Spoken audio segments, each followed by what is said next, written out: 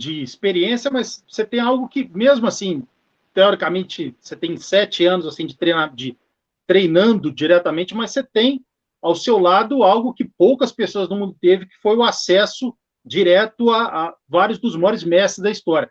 Então, assim, lógico que a azul foi com o Renzo, a preta foi com o Carlinhos, mas você nunca deixou de ter o acesso direto com o Renzo, nunca deixou de ter o acesso direto com o Carlinhos, enfim. O próprio Rickson, às vezes que você teve a oportunidade de pegar um pouco do conhecimento ali, de ver diretamente ele te passando uma posição, as próprias experiências que você teve com o grande mestre Hélio Gracie, enfim. Então, se fosse juntar hoje o Luca Talla, mestre, fala assim, o que você pegou um pouco de cada um? Eu estou falando diretamente dos que foram seus mestres, né? No caso, o Carlinhos, você pegou a disciplina do Carlinhos, do Renzo, o jeito detalhista de ver posição. Se você olhar assim, o Luca Talla, você pegou o quê? E pode ser de outras pessoas também que foram alunos, companheiros de treino, que eram mais avançados, mas que você, tipo um Sonequinha, alguém assim, que um grande mestre hoje em dia, mas que na época era aluno, né, do Carlinhos, enfim, que você pegou alguma coisa que juntou para você ser o professor que você é hoje. O que você pegou de cada pessoa? Honestamente, na Gracie Barra, na nossa época, a gente tinha muito pouca aula, né? Então a gente ia lá para treinar e sair na porrada. Então, eu aprendi algumas coisas do Carlinhos, mas se você for olhar, eu aprendi muito mais treinando com ele, que ele gostava de treinar comigo, treino longo, eu sou leve, eu sou técnico, também não sou tão perigoso, então eu fazia muitos treinos longos e eu aprendi a me defender, eu acho, principalmente na faixa azul, faixa roxa, esses treinos muito longos de 50 minutos, de 1 hora e tal, é um treino que te leva a desenvolver a defesa, né? O Renzo eu sempre tive muito contato com ele, primeiro com aula mesmo, até pegar a faixa azul, mas depois, porque eu vinha antes das lutas dele para Nova York e aprendia, e eles sempre estavam com alguma coisa nova, principalmente sem kimono e tal, então eu estava sempre muito interessado nisso aí. O Gordo, certamente, é um professor que eu peguei muita coisa, aprendi muita coisa dele. Ele, inclusive, foi meu professor na Gracie Panema também, porque o Renzo e o Gordo alternavam. E aí você vai pegando um pouquinho de cada um ali, mas esses dois que você falaram que tecnicamente não são tão próximos de mim, que é o grande mestre Hélio Gracie e o mestre Rickson, nossa, eu aprendi muito. Eu te falei desses 2 dias que eu passei com o Rickson filmando lá. Cara, ele passou horas corrigindo postura, corrigindo base, corrigindo e a abordagem do professor e tal. Então, eu vejo o Rickson como uma mega influência no meu estilo de ensino, mega influência, mega. E assim, filmando o Self-Defense Unit, tem uma coisa interessante, que quando a gente refilmou o módulo 1, depois da filmagem, ele me chamou para conversar e falou: Luca, eu não quero mais filmar sem você do lado.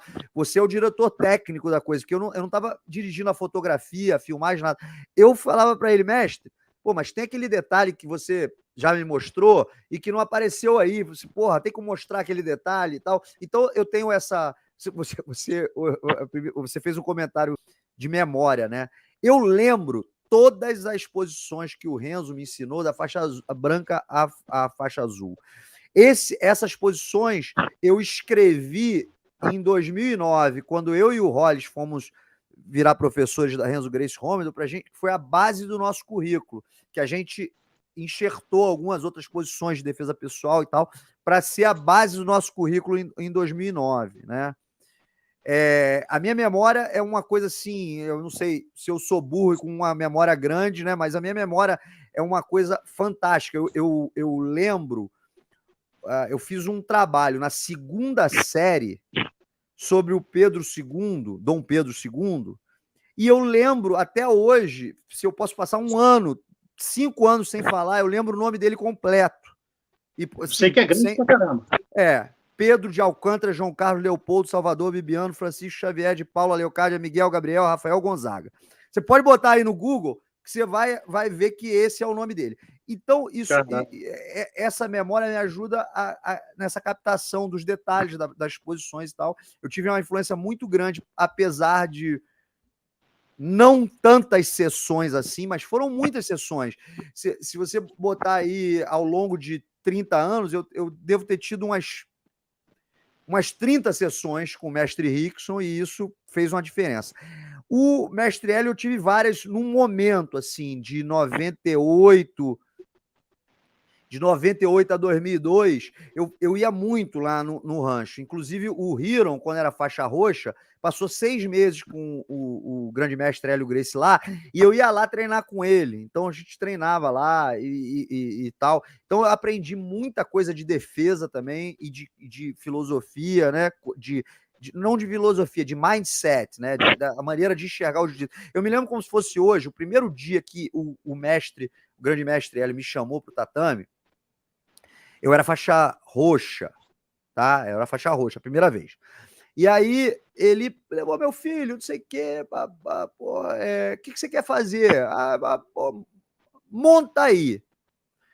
Aí eu montei nele, e na minha cabeça, eu lembro que a minha expectativa é que ele ia fazer. Eu não sabia o que esperar. Ele tinha quase 90 anos, tinha 88, sei lá, anos, não sei a idade ao certo, né? A gente vai ter que. E na minha cabeça eu falei assim: caramba, ele vai fazer uma saída mirabolante do jiu-jitsu, da montada. E eu não sei o que esperar, né? Então eu meio que forçando ali, esmagando ele com minhas pernas, tentando ser justo e tal. E ele quietinho ali, e aí ficou esperando, e pô, eu fui me soltando, e aí daqui a pouco eu fui atacar. Quando eu fui atacar o braço, ele recolheu o braço dele e saiu da posição.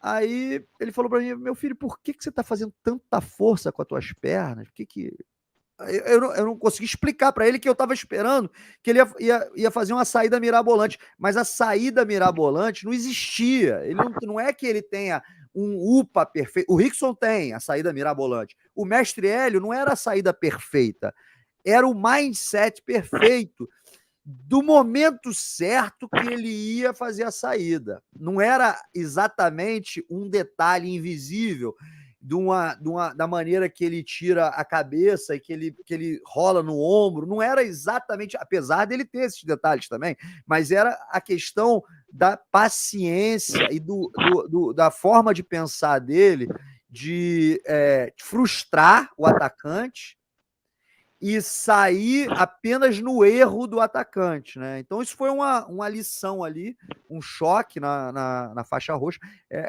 Eu tive muitas lições interessantes assim com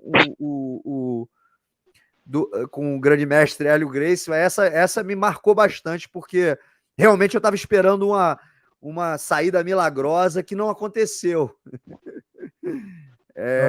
Então, ele tem essa influência aí, esse tempo que eu passei com ele, eu aprendi. Os outros eu não tenho tanto contato. Por exemplo, o Royler, a gente faz o curso dele, eu conheço o Royler muito bem, tenho uma boa intimidade com o Royler, mas eu não tenho um contato com o Royler no tatame, de ter tido alguma aula dele, um ensino, uma coisa que eu possa te dizer. Você falou do Sonequinha, óbvio, o Sonequinha foi onde eu comecei lá atrás e aprendi com ele, era faixa branca, alguns meses ali, iniciante, e não posso tirar ele pô, é muito técnico e uma grande influência também, mas eu acho que as maiores são o Renzo e o Gordo, como professor, o Carlinhos, pela questão de tomar o amasso ali por anos e anos seguidos, o Rickson, aprendi muito com ele, porque ele mostrava o ouro, né? Quando ele estava ali na véspera da luta com o Renzo, ele estava corrigindo o Renzo, e eu estava, porra, ali de bicão, vendo, porra, uma coisa assim de alto nível, uma correção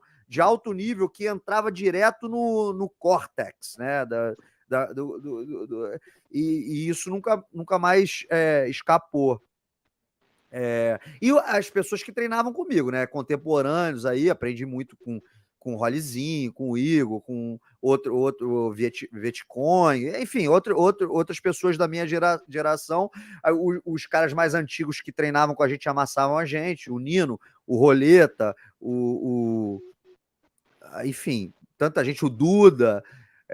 Então, essa era uma equipe, foi uma geração de ouro, e o ambiente da Gracie Barra, como não tinha aula, era os menos graduados pedindo ajuda para os mais graduados o tempo todo para um ajuste e tal, e essa supervisão dos mais graduados que era muito bom. Eu não posso esquecer do Soca, o Draculino, eram os caras também que ensinavam muito pra gente e tinham um jiu-jitsu de primeiríssima qualidade. O Márcio Feitosa, que também tem uma técnica refinada. Acho que é por aí. Essa é a equipe aí. Pô, show de bola. E essa última história aí com o mestre Hélio merece até um corte, né? Porque ela realmente é fantástica. Pode cortar para frente. Você vai contando assim, a gente vai imaginando ele olhando, imaginando, deixa esse garoto fazer a força dele, que na hora certa eu vou fazer o movimento certo.